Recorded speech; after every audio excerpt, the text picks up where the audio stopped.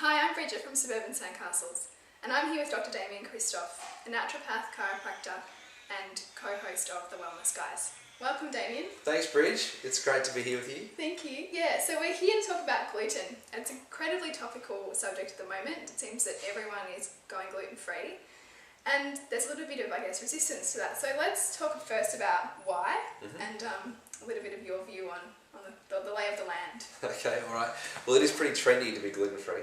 Let's put that out there. Yeah. Right? So if you're gluten-free, you're obviously pretty trendy, right? So you're probably wearing pointy shoes and black pants, right? It's that sort of thing. But apart from the trendiness of it, and look, gluten-free probably became fashionable back in the early 90s, when we naturopaths identified that people got bloating and, felt uncomfortable when they ate breads and cereals, and so they said, you need to go gluten-free. So they'd take people off it. And then there's a bit of backlash from that because the dietitians at the time, the gastroenterologists at the time were saying, well, hang on a second, if people are coming off that food, what if it's not just a sensitivity, what if it's an allergy? And so then the understanding of celiac disease came about. And so we started to understand that there was people out there with a really significant disease process that causes bone loss and malabsorption and liver and kidney issues and muscle wasting and so on, so like heaps of problems as a result of gluten. So we needed to then work out whether or not it was safe to take people off gluten without the disease, or whether or not you had to actually have the disease before you come off gluten. So there's like, do you want to just feel better and live better, or do you have to have a disease before you can actually come off it? Right? Yeah. So there was all of that. So the lay of the land kind of is now, well look, yeah, we understand that gluten is bad. The research says that every single human being on the planet, and even those not on the planet, so in the space stations and everywhere else, right, they will all respond negatively to gluten in some way. Now, based on our human genome, as to whether or not we've got different genes that might code for inflammatory disorders like autoimmune diseases, Hashimoto's thyroiditis, which is a thyroid disease, rheumatoid arthritis, colitis, ulcerative colitis, Crohn's disease, all those sorts of things, they've now been linked. In fact, there's 220 different autoimmune diseases now linked to the consumption of gluten. And that's all through the research, so scientific peer-reviewed research coming out of Italy that tells us that gluten affects every human being. Now, not every human being has celiac disease, so just because you haven't got celiac disease doesn't mean that gluten doesn't affect you. And so we're now understanding that there's different effects of gluten. Yeah, it may affect you in the gastrointestinal system from celiac disease, which will cause the malabsorption profile, so that's osteoporosis and the liver stuff and the kidney stuff. Or you may actually have a gastrointestinal dysfunction associated with gluten that triggers inflammation and then autoimmune disease. Or maybe both. So there's a lot coming out. Yeah. So the long shot is, or the long and short is that gluten is bad, and we should limit it. We should try and reduce it as much as we possibly can. Some people will say, even though there is a lot of evidence, but we've been eating it for hundreds of years, and I guess the point there to make is that wheat's changed, hasn't it? The hybridization of wheat in this country has changed, and in fact I do know of some people who don't cut out gluten completely, but if they do eat wheat products, they eat European derived wheat products. Like frocca. Yeah, or durum wheat. Durum wheat. Yeah, that's right. Yeah, look, if you go to Italy and you go to France and you have a big French stick. Well, they'll never serve a big French stick, right? Because in France they eat little meals. Yeah. So you go there and you have the bread over there, you have the pasta in Italy. You feel different. And the wheat that we use in Australia and certainly also in the US is hybridized wheat, and that's different to genetically modified. This is hybridized, where they've actually grown the wheat to be able to produce 3 times the yield of grain in a third of the time. And that's potentially the challenge, because you'll get more protein in that grain, which is the gluten. And so there's a much more significant amount of gluten in the grain, which is really good for manufacturing. Hugo's Terry the place does So it's great for manufacturing, because if you can use less wheat to get the same amount of bread, then you're saving. Yeah, and brilliant from a food industry point of view. Oh, it's great. Like, it's awesome because the cost of grain comes down, but the cost of health is obviously increasing, right? And so it's the consumption of the quantity of gluten that we're consuming these days that's more the problem. And it's the hidden gluten too, like there's so many gluten-based sweeteners or other kind of thickeners that are in maltodextrin, for example. Yeah, that's right. So a lot of all those sorts of things. It's not like you just cut out bread and you cut out gluten. Well, there's 5 grains that we need to be aware of, right?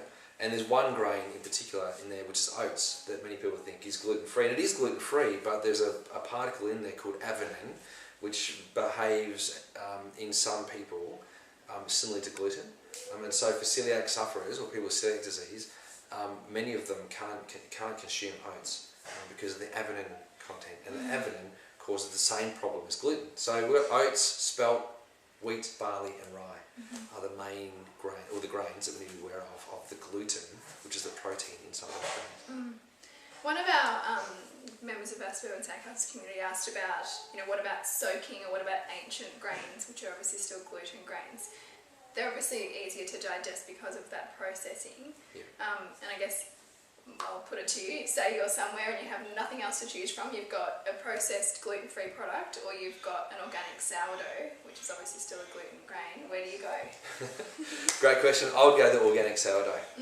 I'm not into the processed gluten-free stuff. I really don't. I mean, that's why we've got forage, for example, right? So I've got that range, which is not processed, apart from the puffs, but that's just heat puffing. It's not like I've done heaps to it. But gluten-free is a great way to be, but you don't want to find the alternatives. Like a gluten-free donut is worse for you than a normal donut. Gluten-free bread probably isn't any better for you than normal bread. It's just that it's gluten-free. And I think it's wise to kind of come back to the question, is this real food that I'm eating? Look at, okay, it might be processed, but look at the back of, I think Michael Pollan says if there's more than 5 ingredients in an ingredients list, ditch it.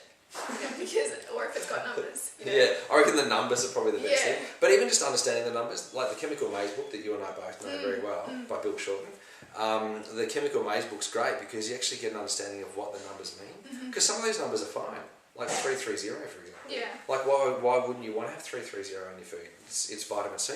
So that's a good thing. The colours, of course, the 110s and the 112, 113 and all those, you don't want those. And you definitely don't want the 900s because the 900s are artificial sweeteners, right? So 960, which is stevia, 951, you don't want that because that's aspartame. And so you're trying to avoid those sorts of numbers. But some of them, like thickeners and emulsifiers, they could be like tapioca starch or something. You don't need to worry so much about that or be so concerned about it. And I think we need to be concerned less. Because the whole, is it orthorexia or ornithorexia? Is that what it is? Ornithorexia is the fear of not eating healthy food. Right? And so people are so over-analytic about eating healthy food that they're now, cutting out massive amounts of food items that we can do really well with. And I think that's a really good point. And that's something that I've been exploring quite a bit is the kind of attitude or kind of stress that we might bring to the food we eat can actually completely derail any benefit to eating that food if you're anxious and stressed. That's right. Our subconscious is enormously powerful for that, and I think you start to realise that you're kind of going a little bit too far when you're analysing every possible thing that could be passing your lips and starting to judge other people for their food choices, or judge if you're at a wedding and something's not perfect for your kind of diet philosophy, you've almost gone too far, I think.